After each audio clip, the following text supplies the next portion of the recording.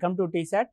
ఈరోజు మనం కర్బన సమ్మేళన రసాయన శాస్త్రంలో భాగంగా మిగిలిన భావనలు అయినటువంటి ప్రమేయ సమూహాలు, అనుసాదృశ్యము మరియు కర్బన సమ్మేళనాలకి నామిక్లేచర్ నేమింగ్ ఏ విధంగా ఇవ్వాలనేటువంటి అంశాలని పరిశీలిద్దాం.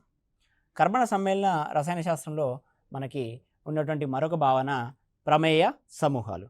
వీటినే మనము ఇంగ్లీష్ లోపల ఫంక్షనల్ గ్రూప్స్ అని పేర్కొనడం జరుగుతుంది. మనకి ఈ ఫంక్షనల్ గ్రూప్స్ని ఆధారం చేసుకునే నామిక్లేచర్ ఉంటుంది. ఈ ప్రమేయ సమూహం అంటే ఏంటో ఒకసారి చూద్దాం. కర్బన సమ్మేళనం యొక్క ధర్మాలు, భౌతిక ధర్మాలు కావచ్చు, రసాయన ధర్మాలు కావచ్చు. భౌతిక రసాయన ధర్మాలు అనేటువంటివి ఆ కర్బన సమ్మేళనం లోపల ఉన్నటువంటి పరమాణువుల సమూహాన్ని ఆధారం చేసుకొని ఉంటాయి. అంటే ఏ ఏ రకాల పరమాణువులు ఉన్నాయి అనే అంశాన్ని ఆధారంగా చేసుకొని ఆ కర్బన సమ్మేళనం యొక్క భౌతిక రసాయన ధర్మాలు ఆధారపడి ఉంటాయి. ఆయా పరమాణువుల ప్రమేయ సమూహం అనేటువంటిది ఆయా పరమాణువులని సూచించే విధంగా ఉంటుంది. ఒక ప్రమేయ సమూహానికి చెందినటువంటి పదార్థాలన్నీ కూడా ఒకే రకమైన భౌతిక రసాయన ధర్మాలను కలిగి ఉంటాయి. సో ప్రమేయ సమూహాన్ని ఆధారంగా చేసుకొని ఒక పదార్థం అనేటువంటిది ఏ రకమైన భౌతిక రసాయన ధర్మాలను కలిగి ఉంది అనే అంశాన్ని వివరించవచ్చు.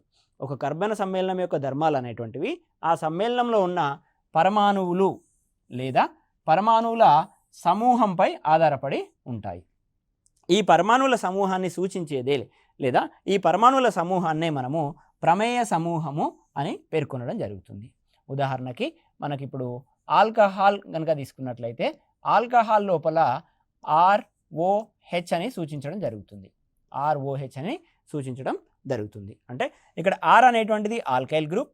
ఈ ఆల్కైల్ గ్రూప్కి ఆక్సిజన్ పరమాణువు అదేవిధంగా హైడ్రోజన్ పరమాణువు అనుసంధానించబడి ఉంటాయి అనే అంశము మనకి ప్రమేయ సమూహం ఆధారంగా తెలుస్తుంది. సో ఈ విధంగా ప్రమేయ సమూహం లోపల మనకి పరమాణువుల సమూహం గురించి తెలుసుకోవడానికి ఉపయోగపడుతుంది. నేను ఇంతకుముందు చెప్పినట్టుగా ప్రమేయ సమూహాల ఆధారంగా కర్బన సమ్మేళనాలని వర్గీకరించడం జరిగింది. ఏది రకంగా వర్గీకరించారంటే ఒక ప్రమేయ సమూహానికి సంబంధించినటువంటి పదార్థాలన్నీ కూడా ఒకే రకమైన భౌతిక రసాయన ధర్మాలను కలిగి ఉంటాయి. కాబట్టి ఈ ప్రమేయ సమూహాల ఆధారంగా కర్బన సమ్మేళనాలన్నింటినీ వర్గీకరించడం జరిగింది. ఇక్కడ చూడండి, ఒకే రకమైన ప్రమేయ సమూహాన్ని కలిగి ఉన్న సమ్మేళనాలు ఒకే రకమైన రసాయన చర్యలలో పాల్గొంటాయి. అంటే రసాయన ధర్మాలు అనేటువంటివి ఒకే విధంగా ఉంటాయి, ఒకే రకమైన రసాయన చర్యల్లో పాల్గొంటాయి. ఫర్ ఎగ్జాంపుల్, ఒక ప్రమేయ సమూహం X అనేటువంటిది ఉంది. X అనేటువంటిది హాలోజన్తో రియాక్ట్ అవుతుంది అని అంటే ఆ X ప్రమేయ సమూహానికి చెందినటువంటి పదార్థాలన్నీ కూడా ఈ హాలోజన్తో చర్యలో పాల్గొని ఒకే రకమైనటువంటి పదార్థాలను, ఒకే రకమైనటువంటి అంత్య పదార్థాలను ఇవ్వడం జరుగుతుంది. ఈ రకంగా ప్రమేయ సమూహాన్ని కలిగి ఉన్నటువంటి సమ్మేళనాలన్నీ కూడా ఒకే రకమైన రసాయన చర్యలో పాల్గొంటాయి. ఉదాహరణకి ఇంతకుముందు చెప్పినట్లుగా ఆల్కహాల్ని తీసుకోవచ్చు మనం. ఆల్కహాల్ యొక్క ప్రమేయ సమూహం అనేటువంటిది ROHగా ఉండడం జరుగుతుంది. అదేవిధంగా ఈథర్ని కనుక తీసుకున్నట్లయితే ఈథర్ యొక్క ప్రమేయ సమూహం అనేటువంటిది RORగా ఉండడం జరుగుతుంది. గత పరీక్షల లోపల ఈ ఆల్కహాల్ యొక్క ప్రమేయ సమూహం ఏంటి, ఈథర్ యొక్క ప్రమేయ సమూహం ఏంటి, అదేవిధంగా కార్బాక్సిలిక్ యాసిడ్ యొక్క ప్రమేయ సమూహం ఏంటి అనేటువంటి ప్రశ్నలు అనేటువంటివి అడగడం జరిగింది. కార్బాక్సిలిక్ యాసిడ్ కనుక చూసినట్లయితే RC≡OH అనేటువంటిది కార్బాక్సిలిక్ యాసిడ్కి సంబంధించినటువంటి ప్రమేయ సమూహం. అదేవిధంగా ఆల్డిహైడ్ని కనుక పరిశీలించినట్లయితే ఇవన్నీ కూడా ప్రమేయ సమూహాలు. ఈ ప్రమేయ సమూహాలు అనేటువంటి క్రితం పోటీ పరీక్షల్లో అడగడం జరిగింది కాబట్టి ఒక్కొక్క దాని గురించి ఎక్స్ప్లెయిన్ చేయడం జరుగుతుంది. ఆల్కహాల్ అనేటువంటిది ROH, ఈథర్ అనేటువంటిది ROR గాను, ఆల్డిహైడ్ అనేటువంటిది RC≡OH గాను ఉండడం జరుగుతుంది. అదేవిధంగా ఒక ఆల్కైల్ గ్రూప్ అనేటువంటిది హాలోజన్ ఆటంతో చర్య నొందితే మనకు ఆల్కైల్ హాలైడ్ అనేటువంటిది ఏర్పడుతుంది. ఆల్కైల్ గ్రూప్ని మనము Rతో సూచిస్తామని క్రితం క్లాస్లో చెప్పడం జరిగింది. ఆల్కైల్ గ్రూప్ని మనం Rతో సూచిస్తాము, హాలోజన్ ఆటంని Xతో సూచిస్తాము. ఆల్కైల్ గ్రూప్ అనేటువంటిది హాలోజన్ ఆటంతో చర్య నొందిన కారణంగా RX అనేటువంటి ప్రమేయ సమూహం ఏర్పడుతుంది. అంటే ఏదైనా ఆల్కైల్ గ్రూపు ఏదైనా హాలోజన్తో, ఆల్కైల్ గ్రూపులు అనేటువంటి మనకు రకరకాలుగా ఉంటాయి. మిథైల్, ఈథైల్, బ్యూటైల్, ప్రోపైల్, ఆ రకంగా రకరకాల ఆల్కైల్ గ్రూప్స్ అనేటువంటివి ఉంటాయి. రకరకాల హాలోజన్ ఆటమ్స్ అనేటువంటివి ఉంటాయి.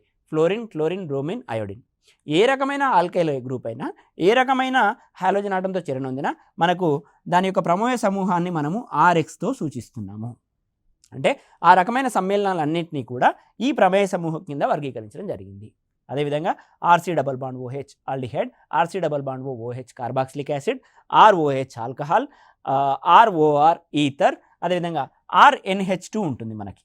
ఆర్ఎన్హెచ్2 అంటే ఆల్కేల్ గ్రూప్ ఎప్పుడైతే ఎన్హెచ్2 గ్రూప్తో చేరనొందుతుందో ఏర్పడేటువంటి సమ్మేళనాలను మనం అమైన్లుగా వర్గీకరించడం జరిగింది. వీటిని మనం అమైన్స్ అని పేర్కొనడం జరుగుతుంది.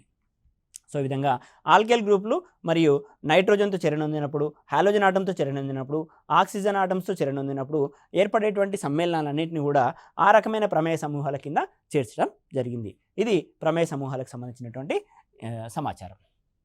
నెక్స్ట్ మనకు కర్బన సమ్మేళన రసాయన శాస్త్రంలో ఉన్నటువంటి మరొక ముఖ్యమైన భావన ఏంటి అని అంటే అనుసాదృశ్యము అని అంటారు. దీన్నే మనం ఇంగ్లీష్లో ఐసోమరిజం అని పేర్కొనడం జరుగుతుంది. ఐసోమెరిజం అని పేర్కొనడం జరుగుతుంది. ఐసోమెరిజం లేదా అనుసాదృశ్యం అంటే ఏంటి అని అంటే మోలిక్యులర్ ఫార్ములా అనేటువంటిది సేమ్ ఉంటుంది. అంటే ఒక మోలిక్యూల్కి మోలిక్యులర్ ఫార్ములా అనేటువంటిది ఉంటుంది. ఫర్ ఎగ్జాంపుల్ ఇప్పుడు నీటి అణువును కనుక తీసుకున్నట్లయితే H2O అనేటువంటిది అణు ఫార్ములా లేదా మోలిక్యులర్ ఫార్ములా. అమోనియాను కనుక తీసుకున్నట్లయితే NH3 అనేటువంటిది మోలిక్యులర్ ఫార్ములా. అదేవిధంగా మనము ఈథేన్ను తీసుకున్నట్లయితే C2H6 అనేటువంటిది మోలిక్యులర్ ఫార్ములా. C2H6 ఈ రకమైన వాటిని మనం అణు ఫార్ములా లేదా మోలిక్యులర్ ఫార్ములా అనేటువంటిది ఉంటుంది. ఐసోమరిజం లేదా అనుసాదృశ్యం లోపల ఒకే రకమైన అణు ఫార్ములాని కలిగి ఉంటాయి.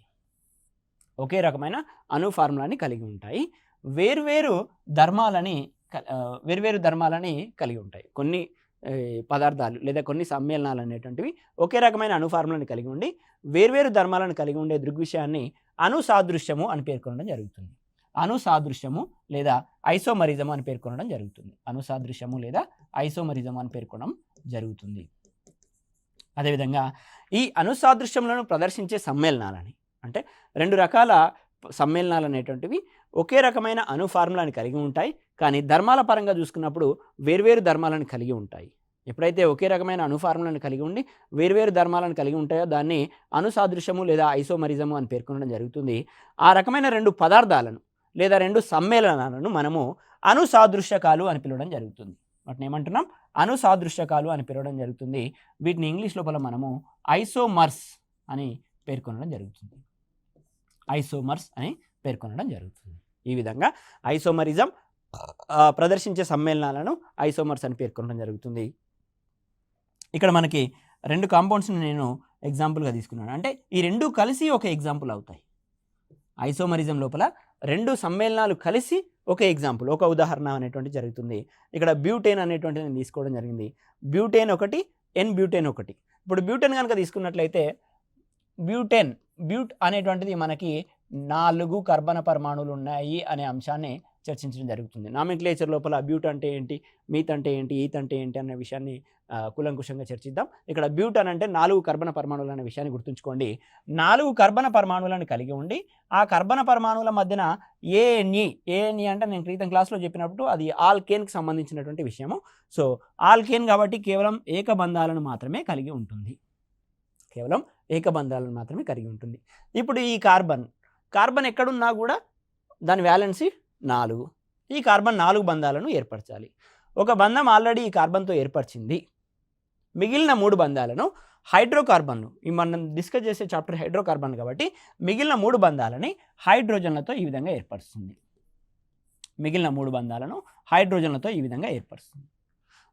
ఈ కార్బన్ ఇప్పుడు 4 బంధాలను ఏర్పరిచింది. ఇప్పుడు ఈ కార్బన్ గురించి చూద్దాం. ఈ కార్బన్ అనేటువంటిది 2 బంధాలను ఏర్పరిచింది.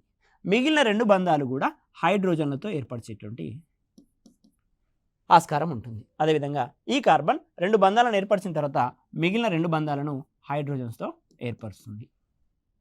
ఇప్పుడు ఈ కార్బన్ తీసుకున్నట్లయితే ఒక బంధం ఆల్రెడీ ఏర్పడి ఉంది.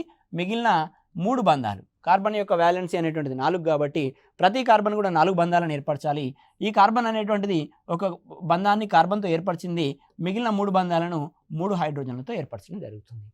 ఇప్పుడు మొత్తంగా చూసుకున్నట్లయితే దీన్ని మనము 4 కర్బన పరమాణువులను కలిగి ఉంది. మరియు హైడ్రోజన్ల సంఖ్యను కనుక చూసినట్లయితే C4H10గా పిలవడం జరుగుతుంది. ఈ కర్బన పరమాణువుకి 4, ఈ కర్బన పరమాణువుకి 3, ఈ కర్బన పరమాణువుకి 3, మిగిలిన 2 కార్బన్ ఆటమ్స్కి 2 హైడ్రోజన్లు అనేటువంటివి ఉండడం జరిగింది. C4H10 అనేటువంటిది బ్యూటేన్ యొక్క ఫార్ములా. ఇప్పుడు ఇదే బ్యూటేన్ని నేను ఇంకొక రకంగా రాస్తున్నాను చూడండి. కార్బన్ కార్బన్ కార్బన్, ఓకేనా. ఈ కార్బన్కి ఇటువైపున నేను ఇంకొక కార్బన్ని అమరుస్తున్నాను. అంటే 4 కర్బన పరమాణువులను ఒకే శ్రేణిలో ఒకసారి తీసుకున్నాను. 4 కర్బన పరమాణువులలో 3 కర్బన పరమాణువులను ఒకసారి, ఇంకొక కర్బన పరమాణువుని సబ్స్టిట్యూయెంట్గా సైడ్ వార్డ్స్గా అటాచ్ చేశాను. ఈ విధంగా అమర్చినప్పుడు ఈ కర్బన పరమాణువుకి 3 హైడ్రోజన్ పరమాణువులు, ఈ కర్బన పరమాణువుకి 1 హైడ్రోజన్ పరమాణువు. ఎందుకనంటే ఈ కార్బన్ ఆటం అనేటువంటిది 3 బంధాలను ఆల్రెడీ ఏర్పరిచింది కాబట్టి ఒకే ఒక బంధాన్ని హైడ్రోజన్స్తో ఏర్పరుస్తుంది. అదేవిధంగా ఈ కార్బన్ అనేటువంటిది ఒక బంధాన్ని ఏర్పరిచింది, మిగిలిన 3 బంధాలను 3 హైడ్రోజన్లతో ఏర్పరచడం జరుగుతుంది.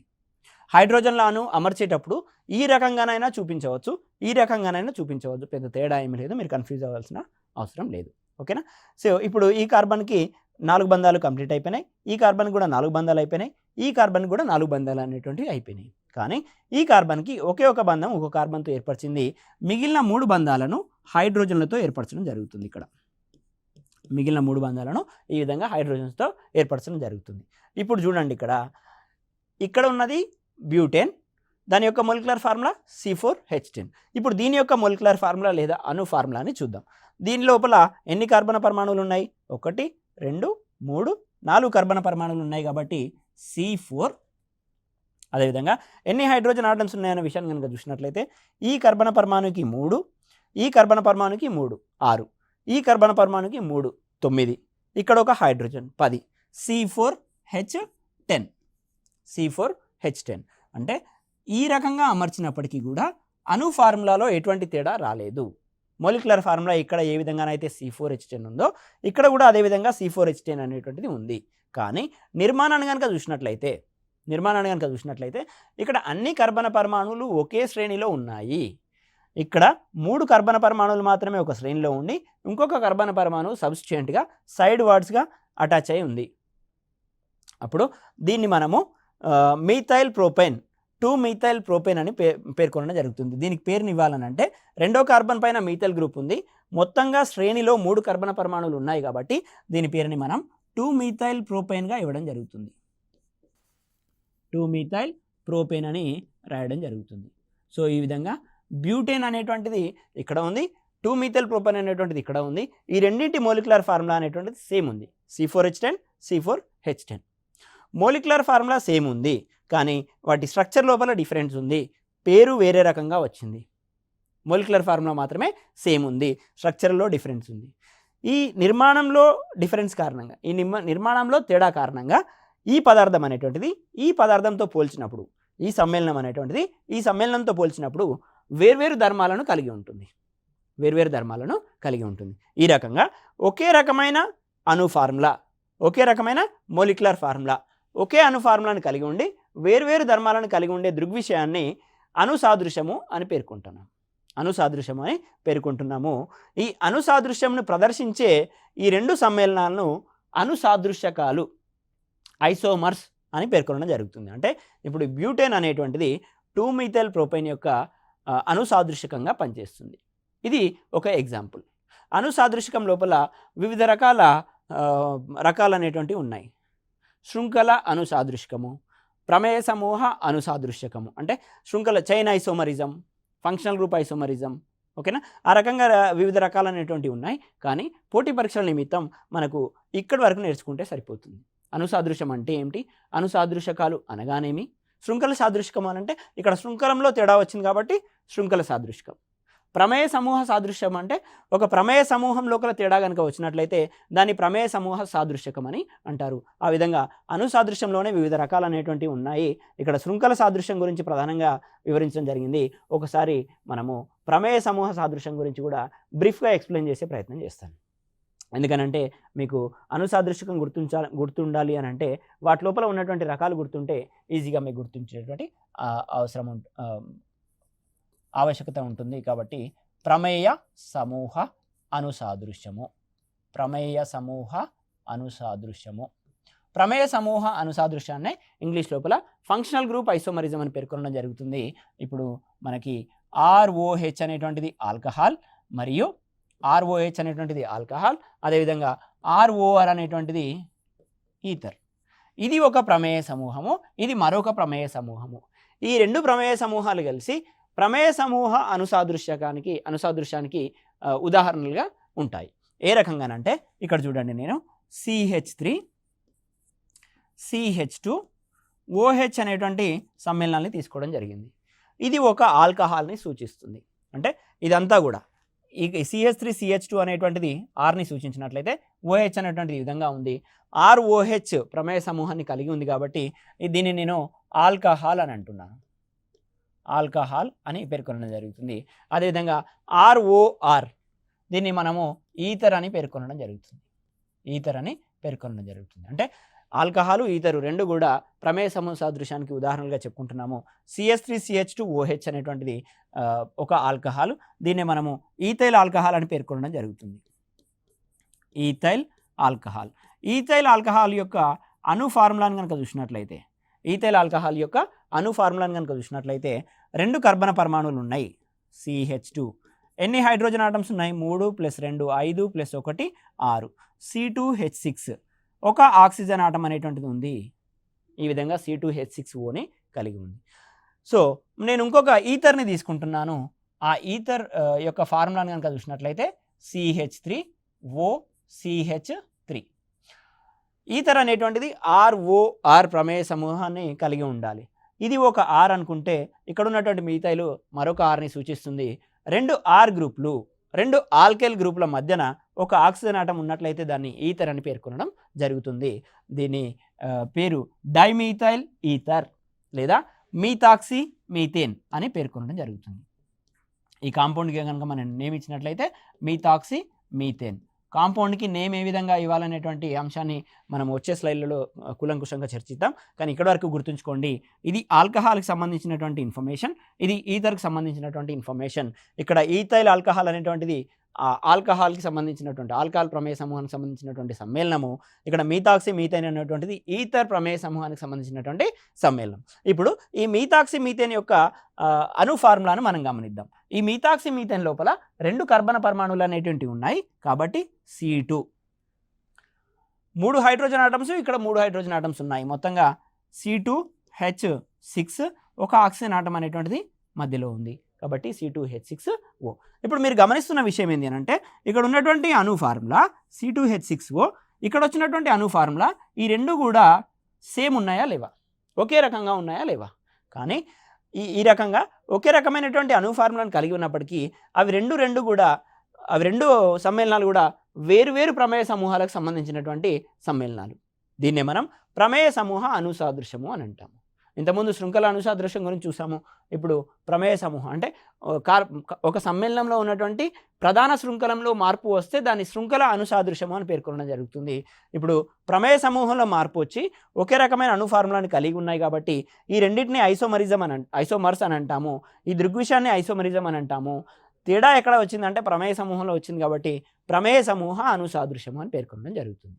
ఈ విధంగా అనుసాదృశ్యానికి సంబంధించినటువంటి రెండు రకాలని, అదేవిధంగా అనుసాదృశ్యంలో ఉన్నటువంటి ఒకే విధంగా ఏముంటుంది, వేరువేరుగా ఏముంటుంది అనే విషయాన్ని కూడా గమనించాము. అణు ఫార్ములా సేమ్ ఉంటుంది, ధర్మాలు అనేటువంటివి వేరువేరుగా ఉంటాయి. ఆ రకమైన దృగ్విషయాన్ని మనము అనుసాదృశ్యము అని, ఆ రకమైన సమ్మేళనాలని అనుసాదృశకాలు అని పేర్కొనడం జరిగింది. సింపుల్గా పోటీ పరీక్షల లోపల అనుసాదృశ్యము అనగానేమి లేదా అనుసాదృశకాలు అనగానేమి అనేటువంటి ఒక క్వశ్చన్ వచ్చి కింద 4 ఆప్షన్స్లో మనకు ఈ రకమైనటువంటి నిర్వచనాలను పెట్టేటువంటి అవకాశం ఉంటుంది. కరెక్ట్గా పిక్ చేసే ప్రయత్నం చేయండి. ఇది అనుసాదృశకానికి సంబంధించినటువంటి ఇన్ఫర్మేషన్. నెక్స్ట్, కర్బన సమ్మేళన రసాయన శాస్త్రంలో మరొక భావన ఏంటి అని అంటే సమజాత శ్రేణులు. దీన్నే మనం ఇంగ్లీష్ లోపల హోమోలాగస్ సిరీస్ అని పేర్కొనడం జరుగుతుంది. Homologous series. హోమోలాగస్ సిరీస్ అని అంటే ఒక శ్రేణి లోపల ఒక సమ్మేళనం మరొక సమ్మేళనంతో, ఒక శ్రేణి లోపల ఈ విధంగా సమ్మేళనాలు ఉంటే ఒక సమ్మేళనం మరొక సమ్మేళనంతో CH2 అనేటువంటి గ్రూప్ని భేదంగా కలిగి ఉంటాయి. మరి ఈ శ్రేణికి సంబంధించినటువంటి అన్ని పదార్థాలు ఒకే రకమైన ప్రమేయ సమూహాన్ని కలిగి ఉంటాయి, ఒకే రకమైన ధర్మాలను కలిగి ఉంటాయి. ఆ రకంగా ఒకే సాధారణ ఫార్ములాని కలిగి ఉంటూ ఒక శ్రేణిలో ఉన్నటువంటి ఒక సమ్మేళనం మరొక సమ్మేళనంతో CH2 అనే గ్రూపుని భేదంగా కలిగి ఉన్నట్లయితే అటువంటి శ్రేణిని హోమోలాగస్ శ్రేణి లేదా సమజాత శ్రేణి అని పేర్కొనడం జరుగుతుంది. ఇక్కడ ఒకే సాధారణ ఫార్ములాని కలిగి ఉంటాయి సమజాత శ్రేణిలో ఉన్నటువంటి సమ్మేళనాలన్నీ కూడా. వీటి శ్రేణిలో వరుసగా ఉండే రెండు సమ్మేళనాల మధ్య, అంటే ఒకటవ సమ్మేళనానికి రెండవ సమ్మేళనానికి, రెండవ సమ్మేళనానికి మూడవ సమ్మేళనానికి మధ్య భేదం అనేటువంటిది CH2గా ఉంటుంది అని గుర్తుంచుకోవాల్సినటువంటి అవసరం. ఇప్పుడు మనకి హైడ్రోకార్బన్లు గురించి మనము క్రితం క్లాస్లో నేర్చుకున్నాము. ఈ హైడ్రోకార్బన్ లోపల మనకు రెండు రకాలు ఉంటాయని నేర్చుకోవడం జరిగింది. ఒకటి సాచురేటెడ్ హైడ్రోకార్బన్స్, ఇంకొకటి అన్సాచురేటెడ్ హైడ్రోకార్బన్స్. వీటిని సంతృప్త హైడ్రోకార్బన్లు, అసంతృప్త హైడ్రోకార్బన్లు అని పేర్కొనడం జరిగింది. ఈ సంతృప్త హైడ్రోకార్బన్లని ఆల్కేన్స్ అని అంటామని చెప్పడం జరిగింది. అన్సాచురేటెడ్ హైడ్రోకార్బన్స్ని మనము ఆల్కీన్లు, ఆల్కైన్లుగా డివైడ్ చేయడం జరిగింది. సో వీటి మధ్యలో బేసిక్ డిఫరెన్సెస్ కనుక చూసినట్లయితే ఆల్కేన్స్ లోపల సింగిల్ బాండ్ అనేటువంటిది ఉంటుంది, ఆల్కిన్స్ లోపల డబుల్ బాండ్ ఉంటుంది, ఆల్కైన్స్ లోపల ట్రిపుల్ బాండ్ అనేటువంటిది ఉంటుంది. ఇవన్నీ కూడా మనం క్రితం క్లాస్లో చర్చించడం జరిగింది. CnH2n+2. అదేవిధంగా ఆల్కిన్స్ లోపల H2n అనేటువంటి సాధారణ ఫార్ములాని కలిగి ఉంటాయి. ఆల్కైన్స్ అనేటువంటివి CnH2n-2 అనేటువంటి సాధారణ ఫార్ములాని కలిగి ఉంటాయి. క్రితం క్లాస్లో ఆల్రెడీ మనం చర్చించడం జరిగింది కాబట్టి కొంచెం వేగంగా చెప్తున్నాను. CnH2n+2, CnH2n, CnH2n-2. ఇప్పుడు సమజాత శ్రేణి గురించి డిస్కస్ చేసేటప్పుడు హైడ్రోకార్బన్లు సాచురేటెడ్, అన్సాచురేటెడ్ హైడ్రోకార్బన్స్ ఎందుకు తీసుకున్నానంటే ఆల్కేన్లకి ఒక సమజాత శ్రేణి ఉంటుంది, ఆల్కీన్లకి ఒక సమజాత శ్రేణి ఉంటుంది, అదేవిధంగా ఆల్కైన్లకు కూడా ఒక సమజాత శ్రేణి అనేటువంటిది ఉంటుంది. ఇక్కడ మనం ఏదైతే N తీసుకుంటున్నామో ఈ N అనేటువంటిది number of carbon atoms. N అనేటువంటిది నెంబర్ ఆఫ్ కార్బన్ ఆటమ్స్. అంటే నెంబర్ ఆఫ్ కార్బన్ ఆటమ్స్ని ఒకటిగా తీసుకున్నప్పుడు, ఒక్క కార్బన్ ఆటమ్ని మాత్రమే తీసుకున్నప్పుడు ఫస్ట్ కాంపౌండ్ అనేటువంటిది ఏర్పడుతుంది. N ప్లేస్లో 2ని తీసుకున్నప్పుడు ఇంకొక సమ్మేళనం, N ప్లేస్లో 3ని తీసుకున్నప్పుడు ఇంకొక సమ్మేళనం. ఆ విధంగా సమ్మేళనాలు అనేటువంటివి శ్రేణులుగా అమర్చినప్పుడు ఒకటో సమ్మేళనం రెండవ సమ్మేళనంతో CH2 భేదాన్ని, రెండవ సమ్మేళనం మూడవ సమ్మేళనంతో CH2 భేదాన్ని కలిగి ఉన్నట్లయితే ఆ మొత్తం శ్రేణిని హోమోలాగస్ శ్రేణి లేదా సమజాత శ్రేణిగా పేర్కొనడం జరుగుతుంది. అదేవిధంగా ఆల్కిన్ లోపల N వాల్యూని 2గా ఒకసారి తీసుకుంటాం, N వాల్యూని 3గా, N వాల్యూని 4గా, ఆ విధంగా తీసుకుంటూ ఒక సమజాత శ్రేణిని ఫామ్ చేయడం జరుగుతుంది. అదేవిధంగా ఆల్కైన్లలో కూడా సేమ్ అదేవిధంగా ఒక శ్రేణిని ఫామ్ చేసినప్పుడు ఒకటవ సమ్మేళనానికి రెండవ సమ్మేళనానికి, ఆ విధంగా రెండవ దానికి మూడో దానికి, మూడో దానికి నాలుగో దానికి, నాలుగో దానికి ఐదో దానికి భేదం అనేటువంటిది CH2 గ్రూప్ అనేటువంటిది ఉంటుంది. అంటే ఒక కార్బన్ పరమాణు అధికంగా ఉంటుంది, రెండు హైడ్రోజన్ ఆటమ్స్ అనేటువంటివి ఒక సమ్మేళనానికి మరో సమ్మేళనానికి తేడాగా ఉండడం జరుగుతుంది. దీన్ని సమజాత శ్రేణి అని పేర్కొనడం జరిగింది. ఇప్పుడు ఆల్కేన్లకు సంబంధించిన సమజాత శ్రేణి గురించి కనుక చూసినట్లయితే ఇది ఆల్కేన్ల యొక్క సమజాత శ్రేణి. ఇంతకుముందు నేనేం చెప్పాను, N వాల్యూని మార్చుతూ పోవాలి. ఇక్కడ నేను కార్బన్ల సంఖ్యను తీసుకున్నాను. కార్బన్ల సంఖ్య ఇది అని అంటే N = 1 ఫస్ట్ తీసుకున్నాను. ఎప్పుడైతే N = 1 తీసుకున్నానో మనకి ఉన్నటువంటి ఫార్ములా ఏంటి, CnH2n+2, CnH2n+2. సో ఈ విధంగా మనకు N స్థానంలో 2ని కనుక ప్రతిక్షేపించినట్లయితే C2H2 × 2 C2H2 × 2 +2, 2 2 4 +2 6, C2H6. ఆ విధంగా 3ని ప్రతిక్షేపిస్తే C3H8, 4ని ప్రతిక్షేపిస్తే C4H10, 5ని ప్రతిక్షేపిస్తే C5H12 అనేటువంటిది వస్తూ ఉంటుంది. ఇంకా 6 7 8 9 ఆ విధంగా ఉంటాయి. కానీ మనకి ఇక్కడ వరకు అబ్జర్వ్ చేస్తేనే మనకి సమజాత శ్రేణిలో గల డిఫరెన్స్ ఏంటో అర్థమవుతుంది. ఒకసారి చూడండి, సమజాత శ్రేణి యొక్క ఫార్ములాని కనుక చూసినట్లయితే CH4ని HCH2Hగా రాశాను. ఇక్కడ CH2 ఒకటే ఉంది, ఇక్కడ నుంచి ఇక్కడికి ఇంకొక CH2 యాడ్ అవ్వడం జరిగింది, ఇక్కడ నుంచి ఇక్కడికి ఇంకొక CH2 యాడ్ అవ్వడం జరిగింది. ఇప్పుడు మనకు సమజాత శ్రేణి లోపల ప్రధాన కండిషన్ ఏదైతే ఉందో, ఒకటో కాంపౌండ్కి రెండో కాంపౌండ్కి CH2 భేదం అనేటువంటిది ఏ విధంగానైతే ఉండాలో ఇక్కడ కరెక్ట్గా అదే ఉండడం జరిగింది. ఇక్కడ 4 CH2లు ఉంటే ఇక్కడ 5 CH2లు అనేటువంటి ఉండడం జరిగింది. ఇది ఆల్కైన్లకు సంబంధించినటువంటి సమజాత శ్రేణి. ఇప్పుడు నేను ఇక్కడ ఆల్కైన్ల సాధారణ ఫార్ములాను కూడా ఇవ్వడం జరిగింది, CnH2n+2, CnH2n+2. N స్థానంలో మనం 1 2 3ని ప్రతిక్షేపించాలి. నెక్స్ట్ మనము ఆల్కీన్ల సమజాత శ్రేణి పరిశీలించినట్లయితే మనకు తెలుసు ఆల్కీన్ లోపల డబుల్ బాండ్ అనేటువంటిది ఉంటుంది. దీని యొక్క సాధారణ ఫార్ములాను కనుక చూసినట్లయితే CnH2n, సింపుల్ అంతే. ఆల్కీన్లకేమో CnH2n+2, ఇక్కడేమో CnH2n. N ప్లేస్లో 2ని ప్రతిక్షేపించాలి, 2ని ప్రతిక్షేపించాలి. ఎందుకు? ఆల్కీన్ల లోపల 1 ఉండే ఫస్ట్ కాంపౌండ్, ఇక్కడ 2ని ఎందుకు తీసుకుంటున్నాము? ఇక్కడ ఆల్కీన్ అంటే కార్బన్కి మధ్యన డబుల్ బాండ్ ఉండాలి. మన డెఫినేషన్ లోపలే 2 కర్బన పరమాణువులను తీసుకోవడం జరిగింది. కార్బన్కి మధ్యలో డబుల్ బాండ్ ఉండాలి అంటే ఆల్కీన్ల యొక్క సమజాత శ్రేణి 2తో మాత్రమే ప్రారంభమవుతుంది. ఆ విధంగా 2 ఉన్న కారణంగా ఈథని CH2 డబుల్ బాండ్ CH2 అని పేర్కొనడం జరిగింది. ఇంకా ప్రోపీన్ లోపల 3 కర్బన పరమాణువులు అనేటువంటివి ఉన్నాయి. 3 కర్బన పరమాణువులు ఉన్నప్పుడు CH3CH డబుల్ బాండ్ CH2 అనేటువంటిది పేర్కొనడం జరిగింది. ఇక్కడ ఫార్ములాని కనుక చూసినట్లయితే C2H4, నెక్స్ట్ కాంపౌండ్కి C3H6. అంటే ఇక్కడ నుంచి ఇక్కడికి ఉన్న డిఫరెన్స్ కనుక చూసినట్లయితే 1 కర్బన పరమాణువు 2 హైడ్రోజన్ పరమాణువులు, వీటి మధ్యలో భేదం అనేటువంటిది CH2గా ఉండడం జరిగింది. ఇదే సమజాత శ్రేణిలో ఉన్నటువంటి మనకి కండిషన్.